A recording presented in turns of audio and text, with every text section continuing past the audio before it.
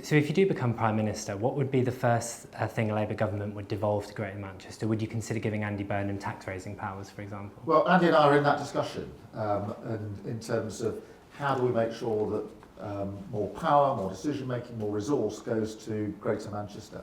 Mm-hmm. I'm determined we're going to do this. We need to get it absolutely right. But I strongly believe that those with skin in the game make the best decisions about the place that they're in. So people in Greater Manchester are going to make better decisions about Greater Manchester than somebody sitting in Westminster or Whitehall. So Andy and I are in discussions about what's it going to look like, what more powers and duties and responsibilities and partnership can we establish to make sure that Manchester thrives. There's brilliant stuff going on in Manchester, great innovation, great individuals, there's a real Manchester identity. And it cuts across politics and culture.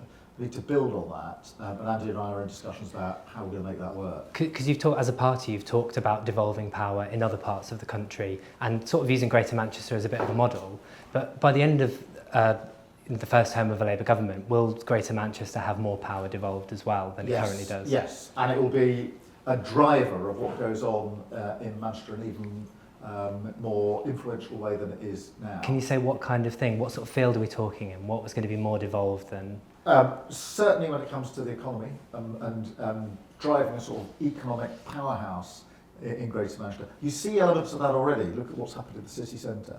But that's not happening everywhere. So particularly on the economy, making that work. Great new jobs for the future that could be in a Manchester hub. So the economy will be the driver of this, and has obviously got responsibility for bits of health as well. We've been talking with Andy Burnham this morning about how we expand on that and make that work. So I think we will be able, working together in tandem with Andy Burnham and other leaders across Manchester, businesses and communities as well, to really turbocharge the progress that we can make in Greater Manchester.